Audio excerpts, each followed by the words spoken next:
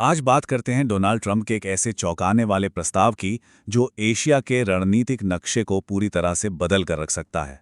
और ये प्रस्ताव है बगराम एयरबेस पर फिर से कब्जा करने का। तो डोनाल्ड ट्रंप का ये कहना कि हम इसे वापस पाने की कोशिश कर रहे हैं, ये सिर्फ एक ख्वाहिश नहीं है।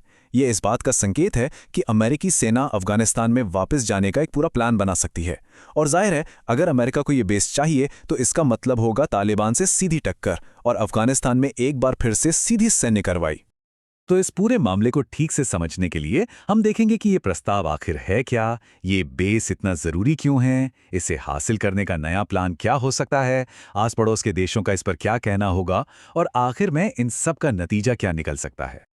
तो चलिए सबसे पहले ये देखते हैं कि ये प्रस्ताव आखिर है क्या और क्यों इसे इतना बड़ा और साहसिक कदम माना जा रहा है। देखिए, सीधी सी बात यह है कि इस प्लान का मतलब है अमेरिकी फौजों का अफगानिस्तान लौटना। उन्हें तालिबान से लड़कर बगराम एयरबेस को छीनना होगा और फिर वहां अपना एक पक्का ठिकाना बनाना होगा। तो सवाल उठता है कि आखिर बगराम ही क्यों? इतने सारे बेस थे, यही एक क्यों? इसका जवाब छुपा है इसकी लोकेशन में, इसकी स्ट्रेटेजिक इंपॉर्टेंस में। और इसकी सबसे बड़ी वजह जो बताई गई है वो तो और भी चौंकाने वाली है। दावा है कि ये बेस चीन के न्यूक्लियर वेपन बनाने वाली जगह से सिर्फ 1 घंटे की दूरी पर है। अब सोचिए, ये एक बहुत ही सेंसिटिव इंटेलिजेंस जानकारी है जिसे पब्लिक में बताया गया है। इसका सीधा मतलब ये है कि बगराम चीन जैसे बड़े पावर पर नजर रखने के लिए एक जबरदस्त जासूसी अड्डा बन सकता है। और इसकी लोकेशन तो जैसे किसी भू राजनीतिक नक्शे का ताज हो। ये काबुल से सिर्फ 40 किलोमीटर दूर है, सेंट्रल एशिया के अहम रास्तों पर इसका कंट्रोल है और सबसे बड़ी बात, ये चीन के पश्चिमी बॉर्डर के बहुत करीब है। मतलब एक ऐसी जगह जो साउथ एशिया, सेंट्रल एशिया और मिडिल ईस्ट तीनों को कनेक्ट करती है। सिर्फ लोकेशन ही नहीं, ये बेस अपने आप में एक किला है, एक जबरदस्त किला।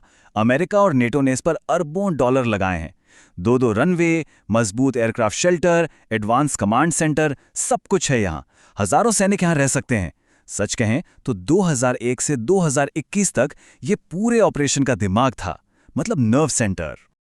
लेकिन एक बड़ा सवाल तो है, अगर अमेरिका 20 साल लड़ने के बाद अफगानिस्तान से निकल गया तो इस बार ऐसा क्या अलग होगा?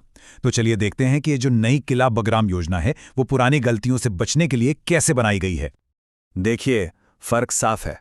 पुरानी स्ट्रैटेजी थी पूरे अफगानिस्तान को बदलने की, एक नेशन बिल्डिंग मिशन। लेकिन जो नई स्ट्रैटेजी है वो बहुत फोकस्ड है। उसका मकसद पूरे देश पर कब्जा करना नहीं, बल्कि सिर्फ और सिर्फ बगराम एयरबेस को एक किले की तरह होल्ड करना है। पहले शहरों पर कंट्रोल करना था, अब सिर्फ बेस के चारों तरफ 5 किलोमीटर का दायरा सिक्योर करना है। इसीलिए इसे कम खर्चीला और ज्यादा मुमकिन माना जा रहा है। और इस 1 पॉइंट एजेंडा के पीछे की सोच बड़ी सीधी है। शहरों में जाकर लड़ने की जरूरत ही नहीं, जिसमें पहले इतना नुकसान हुआ था। बस एक ऐसा मजबूत किला बना लो जिसे तालिबान चाहकर भी वापस ना ले सके। ये एक तरह से लिमिटेड रिस्क हाई रिवॉर्ड वाली बात है। अब जाहिर सी बात है, इतना बड़ा कदम उठाया जाएगा तो रीजनल चेस बोर्ड पर हलचल तो मचेगी ही। तो आइए देखते हैं कि इस इलाके के बड़े प्लेयर्स यानी बड़े देश इस पर कैसे रिएक्ट कर सकते हैं। देखिए, सबकी अपनी अपनी चाल होगी। तालिबान तो जाहिर है इसे खारिज करेगा, लेकिन सच ये है कि वो अमेरिकी फौज को इसे लेने से रोक नहीं पाएगा। चीन का कहना है कि ये अफगानिस्तान का अपना फैसला होना चाहिए और पाकिस्तान से उम्मीद की जा रही है कि वो मदद के बदले में अमेरिका को सप्लाई लाइंस देगा। और इसमें पाकिस्तान का रोल बहुत अहम हो जाएगा। प्लान ये है कि पाकिस्तान अमेरिका को लॉजिस्टिक्स और सप्लाई में मदद करेगा और बदले में उससे अमेरिका से फिर से पैसा और मिलिट्री मदद मिलेगी। ये अमेरिका पाकिस्तान के रिश्तों में एक बहुत बड़ा टर्न हो सकता है और इसका असर भारत पर भी पड़ना लाजमी है। तो चलिए अब बात को समेटते हैं। इन सब का आखिर मतलब क्या है? बड़ा पिक्चर क्या है? ये कहानी सिर्फ अफगानिस्तान की नहीं है, ये शायद भविष्य के अमेरिकी फॉरेन पॉलिसी का एक नया मॉडल हो सकता है। मतलब बड़े बड़े देशों में घुसकर उन्हें बदलने की महंगी और मुश्किल कोशिशें करने के बजाय सिर्फ छोटे लेकिन बहुत ज्यादा कीमती स्ट्रेटेजिक ठिकानों को कंट्रोल करो। कम लागत, ज्यादा असर।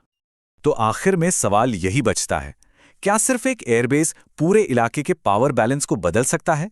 ये प्रस्ताव हकीकत बनता है या नहीं, ये तो वक्त बताएगा, लेकिन इसने मिलिट्री स्ट्रैटेजी और ग्लोबल पावर के भविष्य पर एक बड़ी बहस जरूर छेड़ दी है।